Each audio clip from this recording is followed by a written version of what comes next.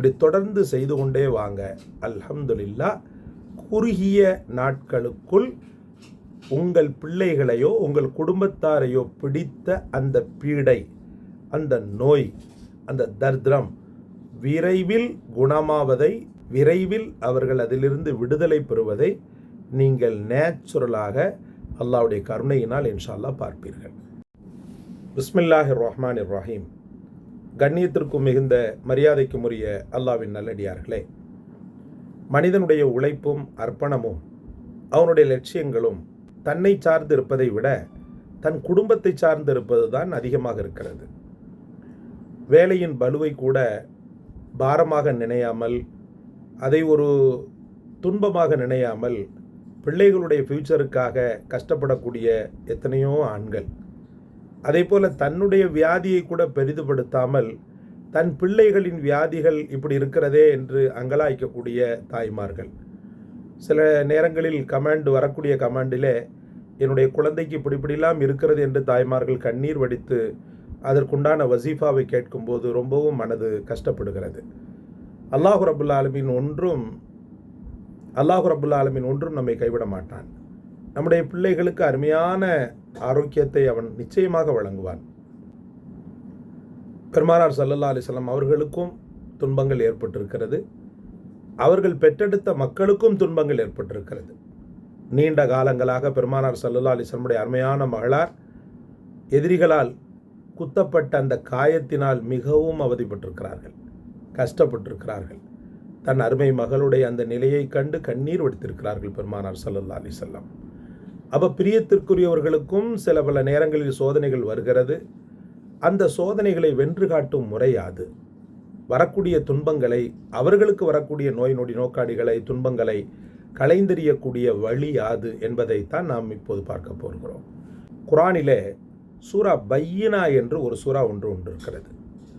லம் யகுனில்லதீன கஃபரு மின் அஹ்லில் கிதாபி வல் முஷ்ரிகீன முன்ஃபக்கீன ஹத்தா தஅதியஹுமுல் பையினா. இந்த பையினா சூரா அம்ம யதசாலுன் என்ற 30வது ஜுஸுவிலே இடம்பெற்றிருக்கிறது. இந்த சூறாவினுடைய வீரியம் எப்படிப்பட்டது என்றால், இதனுடைய சக்தி எப்படிப்பட்டது என்றால், சூரத்துல் பையினா நம்முடைய வியாதியை மட்டுமல்ல, நம்முடைய குடும்பத்தாருடைய பிரியத்திற்குரிய பிள்ளைகளின் வியாதியை கூட போக்க வல்லமை படைத்தது என்று சொல்லப்படுகிறது. உலமாக்கள் சொல்லித்திருக்கிறார்கள். இந்த பையினா ரொம்ப தெளிவானது, ஆதாரமிக்கது என்ற அர்த்தத்தை கொண்டது. இந்த சூறாவினுடைய முழு வார்த்தைகளை உங்களுக்கு சொல்லிக் கொண்டிருந்தேனேயானால் நேரம் கடந்து போகும், வீடியோவும் லென்த்தாகிவிடும். அதனால் நீங்கள் கொஞ்சம் சிரமப்படாமல் சூரா பையினாவை எடுத்து அந்த வசீஃபாவை முதல்ல அல்லாஹ் ரப்புல் ஆலமீனுடைய திருக்குரானுடைய வேதத்திலிருந்து நீங்கள் முதல் வசீஃபாவை எடுங்கள். எடுத்துட்டு அதை நன்றாக ஓதிக்கொள்ளுங்கள். ஒரு முறை ஓதினால் போதுமானது. கொஞ்சம் பெரிய சூறாவாக இருக்கிறதுனால ஒரு முறை ஓதினால் போதுமானது.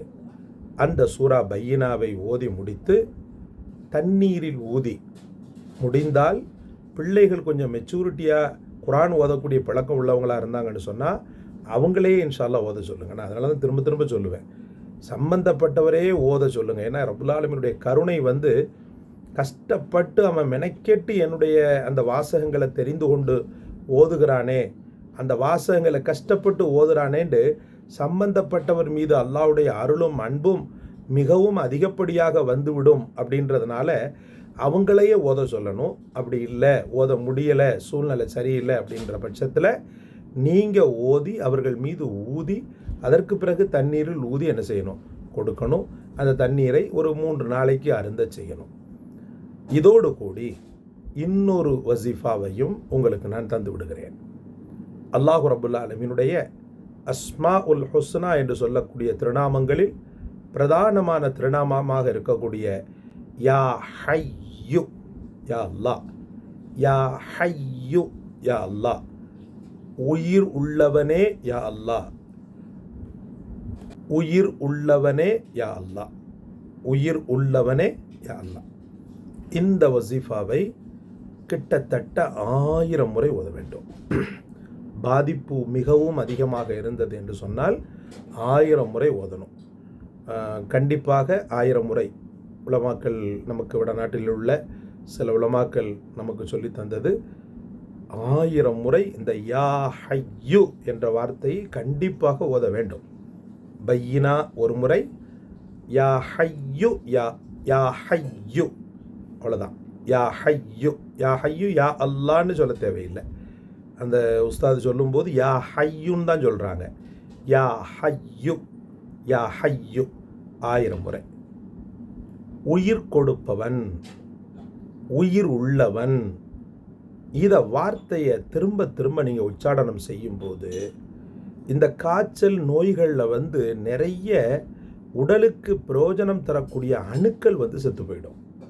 வெள்ளை அணுக்கள், இரத்த அணுக்கள் என்றெல்லாம் வெள்ளை அணுக்கள், சிவப்பு அணுக்கள் என்று சொல்கிறார்கள் அல்லவா, அது செத்து போயிடும்.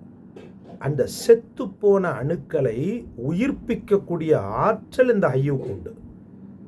செத்து போன அணுக்களை உயிர்ப்பிக்கக்கூடிய ஆற்றல் இந்த யா ஹையு என்ற இந்த வார்த்தைக்கு உண்டு.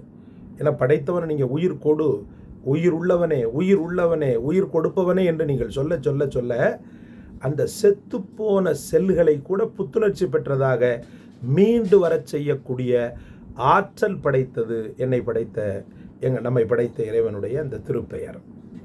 அதனால் தொடர்ந்து இதை 1000 முறை நீங்கள் ஓத வேண்டும். ஓதி ஷிஃபாவை ஆரம்பத்தில் சலவாத் ஓத மறந்துடக்கூடாது. சலவாத், அதாவது பையினா ஓதும்போது அவுது பில்லாஹி மின ஷைத்தானிர் ரஜீம் பிஸ்மில்லாஹிர் ரஹ்மானிர் ரஹீம், இந்த திக்ரை நீங்கள் மொழிய முற்படும் போது ஆரம்பத்திலும் கடைசியிலும் சலவாத் தருத இப்ராஹிமோ அல்லது அல்லாஹும சல்லி அலா முஹம்மத் வ அலா ஆலிஹி வ சஹ்பிஹி வசல்லிம், அவ்வளோதான். இந்த சலவாத்தை நீங்கள் என்ன செய்யணும், மொழிந்து கொள்ளணும். இப்படி தொடர்ந்து செய்து கொண்டே வாங்க. அல்ஹம்துலில்லாஹ், குறுகிய நாட்களுக்குள் உங்கள் பிள்ளைகளையோ உங்கள் குடும்பத்தாரையோ பிடித்த அந்த பீடை, அந்த நோய், அந்த தர்திரம் விரைவில் குணமாவதை, விரைவில் அவர்கள் அதிலிருந்து விடுதலை பெறுவதை நீங்கள் நேச்சுரலாக அல்லாஹ்வுடைய கருணையினால் இன்ஷா அல்லாஹ் பார்ப்பீர்கள். அதனால் தொடர்ந்து மனம் கோணாமல், மனம் தளராமல் செய்து கொண்டே இருக்க வேண்டும்.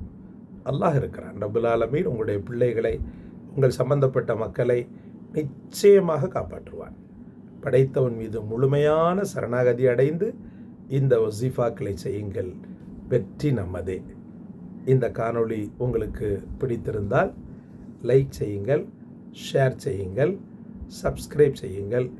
எல்லாவற்றை விட மேலாக உலக முஸ்லிம்களுக்காக, உலக நோயாளிகளுக்காக துஆ செய்யுங்கள். மற்றவர்களுக்கும் இதை சொல்லிக்கொண்டே இருங்கள். இது போன்ற விஷயங்களை பரப்பிக்கொண்டே இருங்கள். ஜஸாக்கல்லாஹ். அஸ்ஸலாமு அலைக்கும் வரஹ்மத்துல்லாஹ்.